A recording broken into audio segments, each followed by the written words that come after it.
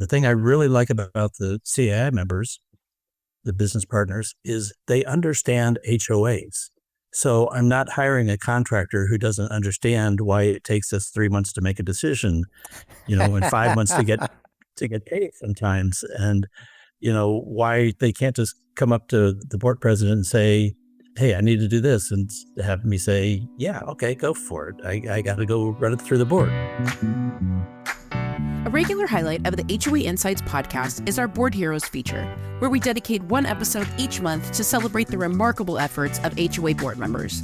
To us, a board hero is one of the 2 million elected volunteers who deserve recognition for excelling in a role that often goes unnoticed. Today, we're excited to spotlight one of these exceptional board heroes and share their inspiring story. If you match our definition of a board hero or know someone who does, please reach out to us. Our contact details and those of our sponsors are provided in the show notes.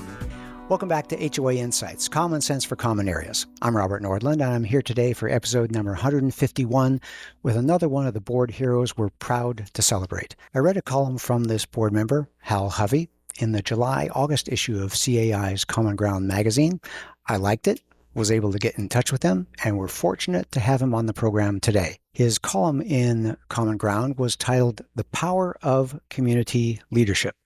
But in chatting with Hal before this episode, I found he has so much more to share about what a caring, curious, and courageous board member can do for their association. So today we have with us Hal Hovey, who started his community association involvement with the purchase of a home in a self-managed waterfront community, and then finding the way the association was not up to his expectations. Fancy that. He started getting involved with the association, and frankly, they just weren't keeping the place well maintained. So he's now served in multiple roles across 3 different associations. 6 years ago, was elected to serve on the board of the CAI Washington State chapter, one of the largest CAI chapters in the country, and is currently on the CAI National Homeowner Leaders Council. But before we get to Hal's story, I hope you enjoyed last week's episode number 150. If you missed that episode or any other prior episode, you can find them on our podcast website, hoainsights.org, on your favorite podcast platform. You can search HOA Insights and find it on YouTube. But better yet, subscribe to the podcast or our YouTube channel in order to get every episode delivered right to your phone or mobile device. Now, about half of our audience stumbles onto this podcast based on a search. Subscribing not only gives you regular reminders when we drop a new weekly episode and the topic of that episode, more subscribers increases our ranking in podcast search engines, and that helps us encourage and equip more and more board members at associations all across the country, and that's what we're trying to accomplish. Well, those of you watching on YouTube can see the mug that I have here, my HOA Insights mug with deferred maintenance at a condominium association. And I got that from our merch store, which you can browse through from our hoainsights.org website, or it'll be in today's show notes. And you'll find we have plenty of free items there, like board member Zoom backgrounds, some specialty items for sale, like the mug. And so take a moment after the show, see what we have for you in the merch store, and at least pick up one of our free items before your next board meeting. Well, we enjoy hearing from you, and most episodes are in response to a topic you've recommended. So stay in contact, letting us know what questions you have or topics that you'd like to hear more about. Leave us a voicemail at 805-203-3130. Leave a comment in the YouTube video or send us an email at podcast@hoainsights.org. But back to today's episode. So Hal, did you ever think that some maintenance concerns at that first condominium association would take you down this path? And no, I had absolutely no idea. I don't think I even knew what I was getting into. I owned properties in HOAs for 25 years, never really got involved in them. Just kind of sit back and you pay your monthly bill and assume that everything's running well. But I was in for a shock because all the previous HOAs I'd lived in were all professionally managed, and they did run really well. But this one was private. It was, self-managed. And it was quite a different experience. So what was it actually? Was it like a sidewalk that was uneven? Was it some cracks in the asphalt? What was that trigger that got this all going for you? It was mainly just going to some of the initial meetings and seeing that they didn't really have a plan for doing things. They didn't really know how much money they were making or how much money they were needing. The maintenance was obviously deferred already when we bought. We knew that, but we didn't really understand the extent of it. You can kind of get a clue when you're looking at a property and it's only painted as high as the ladder goes. But when you got 4-story buildings, that doesn't cut it over the long term. You got 3 stories above a ladder height. So anyway, going to a couple meetings, and at one point the question came up about, are we covering our bills, or do we have enough money to pay for something? Right. And the treasurer, who had been treasurer for quite some time, spoke up and said, "Yeah, well, I think so." And then the vice president, who was a little bit smarter on this stuff, said, "Well, no, we've been taking money out of savings for 2 years." And that was kind of my first real clue that their finances were kind of shabby. Had you been to board meetings at your prior associations? Was there a need for you to go to board meetings at your prior associations? I never went to one. I didn't probably even know when they were. It was like I said, it was just you pay the bill and everything seems to be running pretty well. The extent of my involvement with previous associations was when I lived in where I got a notice of warning that I had to remove my satellite dish. Well, I didn't have a satellite dish. It was the neighbors across the street. This is a bit back in the days when they were big 8-foot wide ones. So it's pretty clear who had one and who didn't. Yeah. Okay. So significant things like that, but obvious changes. I remember when I was president of my association, we ranked the people. I can say it's our podcast. We can say what we want. We ranked them on a 5-point scale. The top was the involved owners, the people who were helping carry the association forward. Number 2 was the involved, helpful renters who were nice. They reminded us that the laundry machine number 2 was broken or something like that. Number 3 was the not involved owners, but they always paid their bills. You may have been number 3, where you just the silent majority, just helping the association run. Number 4 was the annoying renters, and number 5 was the annoying owners. The annoying renters, we knew they would leave someday. The annoying owners were we didn't know how long. Just annoying. Well said. And so there's different types of people that you have in the association.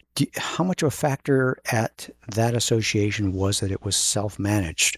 Was that what left them kind of drifting? Yes, I think that was probably 90% of it is that, the treasurer didn't have the proper training to do good treasurer stuff. This is the condo buildings, and they were at that point to 20 some years old. And they just hadn't been raising the dues. And, and one of the things that I've learned, I'm a real estate agent now. I used to be in the military, but one of the things I've learned in the real estate business is that a lot of the newer condominium complexes in particular will have very low monthly dues because they're not really putting anything into the reserve fund. And then, 10 years down the line, they realize, oh, wow, we're already behind. Way behind. 10 years behind. Yeah. Okay. Well, that sounds like an issue of training. So is that something you see as now that you have kind of a national perspective, before you had maybe a statewide perspective, but is that common that you see across the country that there's a lack of training, what a board member needs to know to do their job well? I think it's even more fundamental than that. There's certainly availability of training for people who know that they need it. The problem is that there's a lot of homeowner board members who don't realize that they need some training. You don't know what you don't know type of thing. That's exactly what I was thinking. Yeah. And so if you have a board member who's in a critical position, like a president or a treasurer, sometimes you can get just so far behind the power curve that you don't realize it. We had, I think the first year I was on the board, or maybe it was the second year, by then we had a professional CPA from Boeing who was our treasurer, had taken over as treasurer.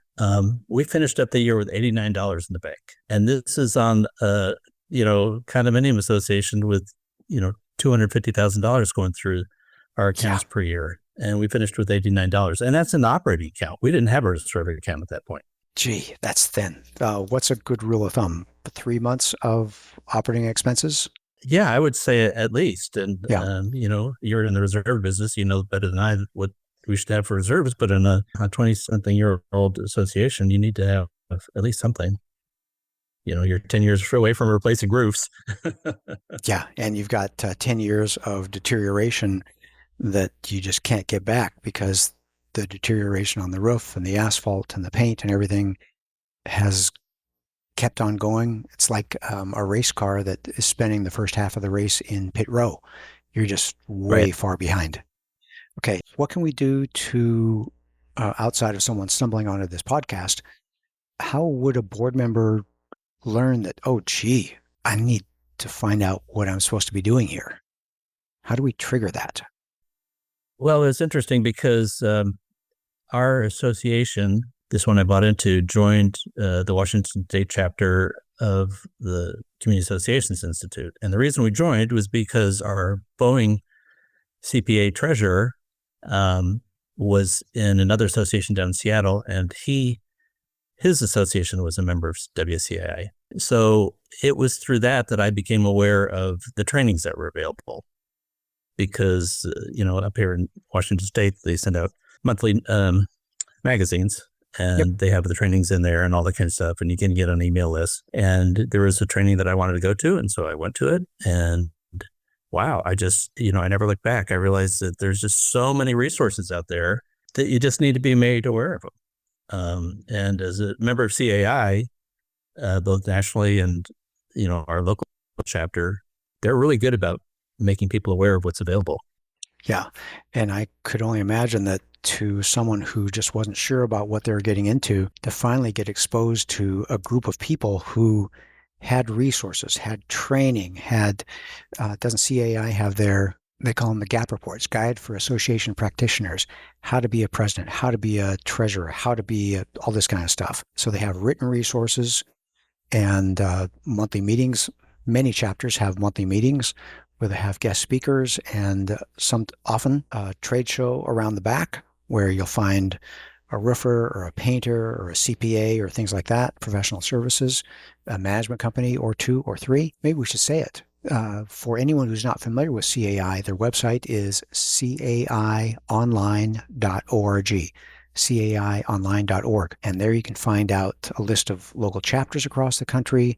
You can become a member. You can get, like Hal said, part of their electronic things. They have a national magazine every other month, the Common Ground magazine.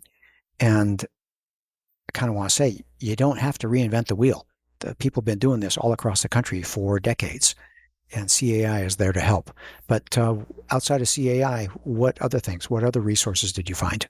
Through CAI, I realized that there's a lot of expertise that's available from the business partners that's free. So, for example, I know that there's a number of reserve companies who have online webinars that specialize in reserve studies. There's some attorneys that we have locally that have a weekly webinar where you can call in with your questions, and they don't give you specific legal advice, but they give you, generic legal advice.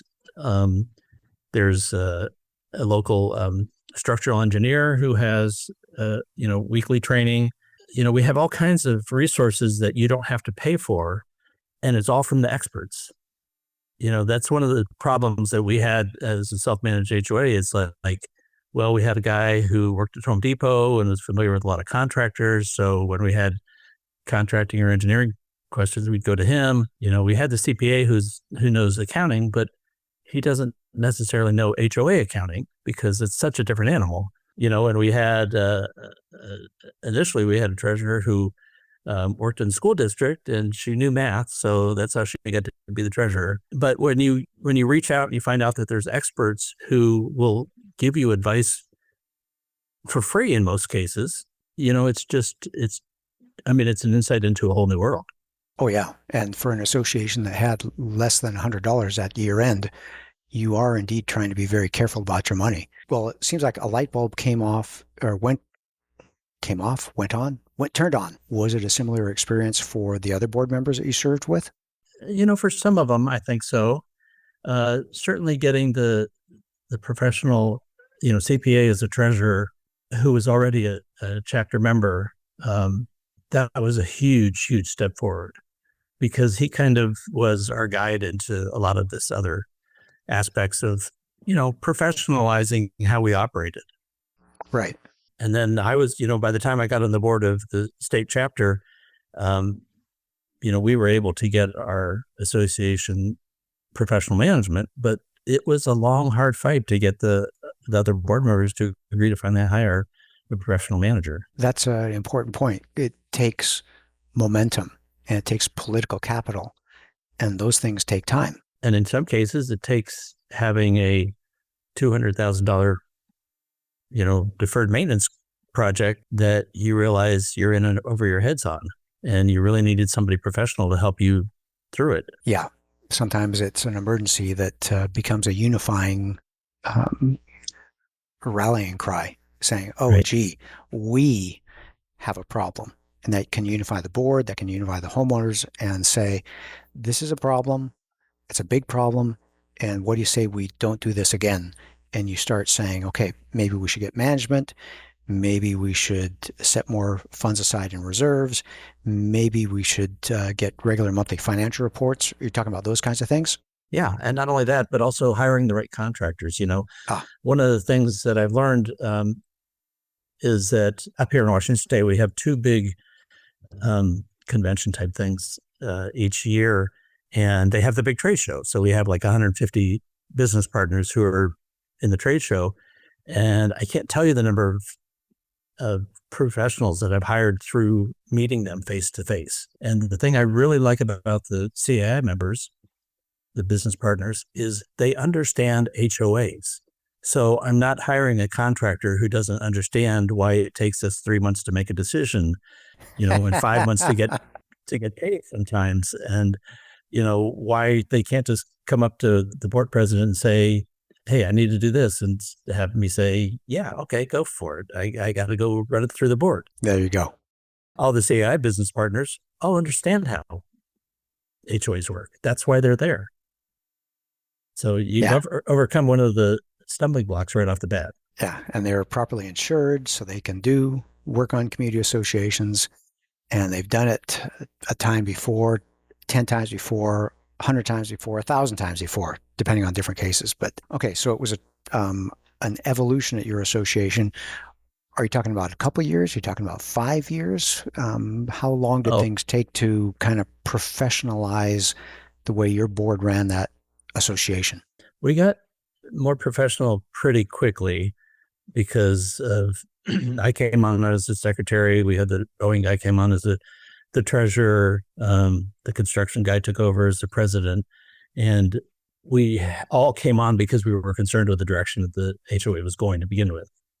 And we had all bought in there all in the same year, which, is kind of coincidental, I guess. So we all were trying to get in that professionalizing direction, but the actual getting professional management on board, it took a good 10 years. I want you to say that again. How many years? 10 years. Yeah, it takes time. And sometimes I think changing momentum at a community association is like turning a super tanker out in the ocean. It takes a long time because the association's been doing it one way, leadership that is fundamentally a committee, and you want to take the homeowners along with you. And so it takes time to make or build that political capital to say, this is a direction we are now going to go. And I think a bottom line of a lot of what this is it's going to cost more money to do this the right way. And a lot of that, the right way, is expensive. But then again, you have to make it clear that what we were doing wasn't good. Isn't that kind of the first argument of time to make a change? Because if you keep doing the same thing, you can't be expecting different results, something like that. Right. Yeah. Definition of insanity, right? There we go. That's it. Well, Hal, this is fantastic stuff. I look at the time and I see it's time to take a quick break, hear from one of our generous sponsors, after which we'll be back to hear more from Hal, and we'll talk more about tension and some of the solutions that he was able to come across for his association. Numbers matter, and we need numbers like game scores and bank balances to let us know where we stand. The same is true for your association. Is yours thriving or struggling? Let me introduce you to the FiPhO Health Score, like your own personal FICO credit score. Now in one simple number, owners and boards can learn the combined financial, physical, and operational health of their association. The good news, it's free at ourfipho.com. That's our, FIPHO.com. Learn how your association measures up. And we're back. Well, I'm enjoying a great time here with Hal Hovey. And we were talking during our quick break about the tensions that he continues to see in the industry. And one of those is the tension that we see with scarcity. He got involved at his initial association when money was scarce. So Hal, do you see that as a common problem across the country where associations are trying so hard to keep expenses low that they're actually kind of strangling their association? Yeah, I think that that's absolutely it. I think that's part of the reason why people are elected to have professional management. In some cases, they think it's too expensive, when in fact, it'll save them money over the long term because they're actually, hiring experts and not trying to stumble through things and making mistakes. But certainly, cost of materials for doing any kind of repairs have gone up. A roof costs twice as much as it did 5 years ago. And a lot of times we just haven't been keeping up on our estimates. But yeah, absolutely. I think that that's a huge problem nationwide. Yeah, I see that tension. I hear about that tension. We obviously recommend reserve funding appropriate for those higher expenses. And we get a lot of treasurers, a lot of boards, a lot of managers saying that, gee, that can't be right. And we say, sorry, it is right. Everything's expensive nowadays. And I think you, in our viewing audience, need to appreciate that you think it's expensive, and it's expensive everywhere. And they see the national headlines that, inflation's 4%. Well, that's great. But our city utilities went up by 200% because we got a new sewer plant. And, it's not across the board that everything's, 3 or 4% inflation. Building products have gone up 25 to 50%. Yeah. I wish a lot of things were 3 or 4%. There's just a big expenses that we learned new words like supply chain problems, just a lot of new things in the last few years. And so it is expensive to run an association. Are there other areas where it's becoming just plain hard to be a board member? Well, there's the perennial problems of having homeowners who make life more difficult than it needs to be. Is that the type fives? Yeah, exactly. There's increased regulations in Washington State. We're in the process of going through completely revising how homeowners and community associations are managed, from a legislative standpoint. And, that is causing a lot of stress. A lot of homeowner associations are saying, well, we don't need to do this. Well, the state government has said, yes, you do need to do this. Transparency is something that homeowners are increasingly wanting because, they can go on the internet and find out almost anything instantaneously, but I can't find out, what's the status of my HOA's, bank account. Why can't I find that out? Why won't you give me a website that I can go to figure this stuff out? Yeah. Or what are they doing with all my money? And why did it go up 10% when inflation is only 4%? Yeah. I actually, as a board president, was accused of buying my new car through HOA funds. Of course. And Wasn't I'm like, that? Yeah. I'm like, well, what? My $89 in the bank? I went and bought my new Toyota with that? Yeah, there you go. Wasn't it a Seinfeld episode? Do you remember that from long ago where Jerry went down to Florida and he was doing great as a comedian, and he bought his dad a Cadillac. His dad was the president of his association down in Florida. And so he started driving, the dad started driving around this big Cadillac, and everyone thought he was skimming association funds. Yeah. And it was just his son bought him a Cadillac. If you want to get wealthy, don't try to skim a little bit off of community association funds, because those are budgets that have been scrutinized for years and years and years. And there's new boards that say, well, I'm going to cut the fat. Well, I think the fat was cut, 10 or 20 years ago? I don't think there was ever any fat in anybody's budget. I mean, honestly, people are such spendthrifts that they won't, we had a $180,000 project. We actually came in under cost. Good. And because we came in at under cost, a bunch of homeowners insisted that we give them a refund on their special assessment, and it ended up being $180 to each of the homeowners. It's like, why can't we just leave that in the reserve account? Yeah, because we're going to have to paint. We're going to have to do this. We're going to have to do that. We're going to have to do something else. And we're all homeowners here. Yeah, there's different ways to look at it, but there's well, do you have any, well, going back to what you spoke about earlier, the developer often sets up an association with a little bit lean budgets. And so there often never was any fat to start with. If anyone, it was deficit a budget, not enough funds to run the association. But how do you encourage our board member audience to deal with the stress of working with the homeowners, trying to get on the same page with them? Well, the key to everything is always communication, isn't it? As long as you keep communicating with people, give them regular updates, send out the minutes in a timely manner, have the minutes say what actually happened in the meeting. Have a budget that's clear instead of just saying we made this much this month and we spent this much this month. Itemize it. Tell them that, we had an unexpected expense of $4,000 for the elevator, or whatever the case is. But transparency and communication get you a long, long way with the homeowners. I agree. And that builds that trust and political capital. I'm down here in Los Angeles, and when there's construction on the freeway, it's always a hassle. And it seems like it's always happening at just the wrong time when I'm trying to get somewhere. But I like going by the big orange signs that say your tax dollars at work. And I at least know that, okay, I pay a lot of money in taxes, but now the freeway is going to have 5 lanes instead of 4, and traffic is going to flow smoother. So like you say, communicating, being transparent, this is what your money is doing. We're making improvements. If there's problems with X or Y or Z, you can say, this is what we're doing to address that.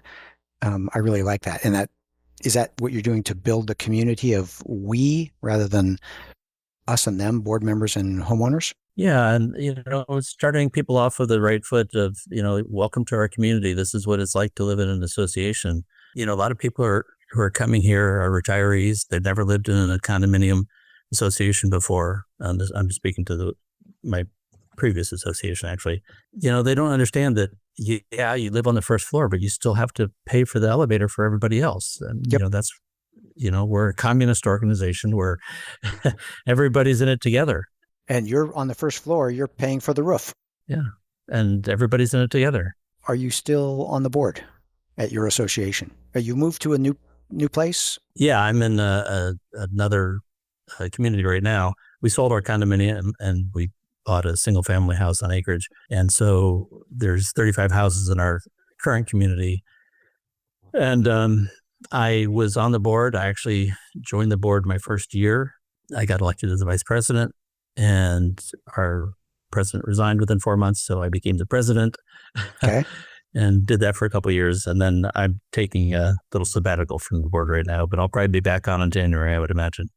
Okay, good for you. Well, you've got plenty of responsibilities with the CAI National Homeowner Leader Council that you took on. Why did you say yes to that? And what do you hope to accomplish with your time on that important committee? Yeah, well, I was terming off of the state chapter board, and I just wanted to keep my fingers in what was happening. And maybe I had something to offer, and maybe I felt like the national organization had more to offer to the state chapters that wasn't really trickling down.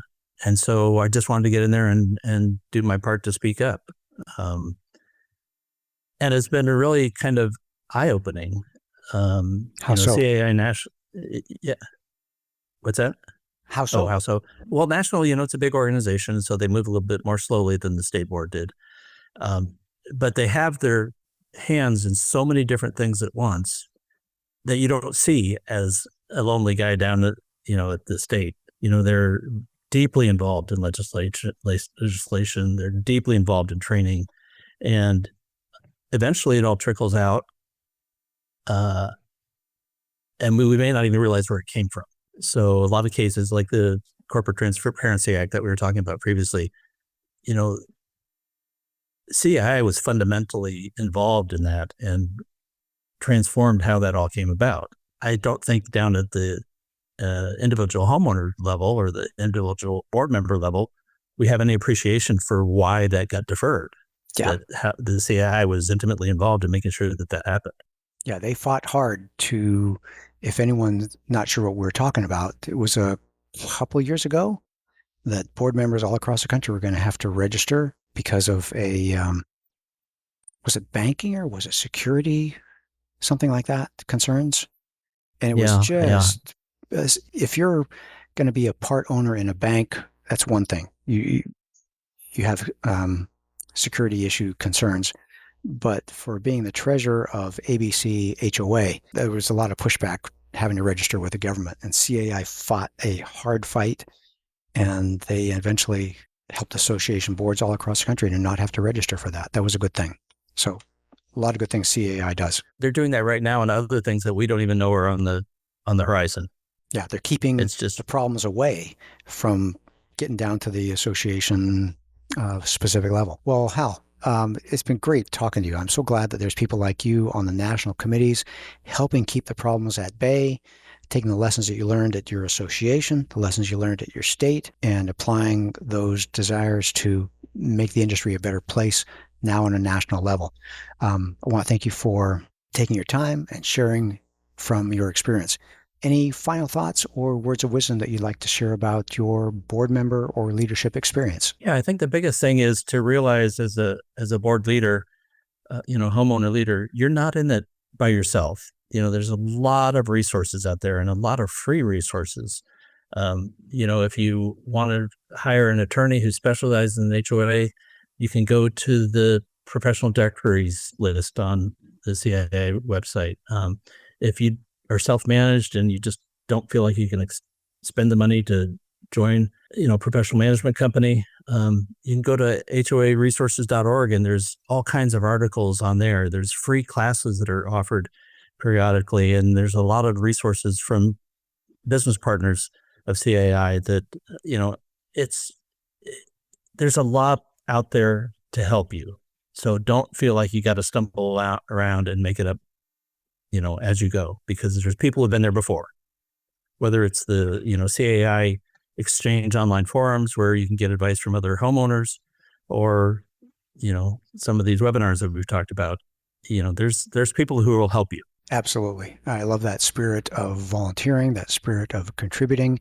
We appreciate that homeowner associations are nonprofits. They're very cost conscious. One of our sponsors, Community Financials, is a company that helps quite often self-managed associations at least have a financial backbone for their association, getting timely reports. So there's ways you can get help without having to go full step to professional management, which is obviously appropriate for many, many associations. Well, we want to publicly acknowledge Hal for performing a thankless job well, and for doing a remarkable job of improving the communities he's touched in Washington State CAI, and now on a national level with CAI Homeowner Leader Committee. He's been an effective board member, and so we're just glad that there are board members like Hal scattered all across the country. We want to give board heroes the credit they deserve, and we're glad to have a platform where they can share their inspiring story. Well, we hope you gain some HOA insights and encouragement from Hal's experience that helps you bring common sense to your common area. And remember, if you match our definition of a board hero or know someone who does, please reach out to us. We love having board heroes on our program. Our contact details are provided in the show notes. Thank you for joining us. Subscribe to the podcast, and we look forward to having you join us for another great episode next week. You've been listening to HOA Insights, common sense for common areas. If you like the show and want to support the work that we do, you can do so in a number of ways. The most important thing that you can do is engage in the conversation. Leave a question in the comment section on our YouTube videos. You can also email your questions or voice memos to podcast@reservestudy.com, or leave us a voicemail at 805-203-3130. If you gain any insights from the show, please do us a huge favor by sharing the show with other board members that you know. You can also support us by supporting the brands that sponsor this program. Please remember that the views and opinions expressed in this program are those of the hosts and guests, with the goal of providing general education about the community association industry. You'll want to consult licensed professionals before making any important decisions. Finally, this podcast was expertly mixed and mastered by Stokelight Video and Marketing. With Stokelight on your team, you'll reach more customers with marketing expertise that inspires action. See the show notes to connect with Stokelight.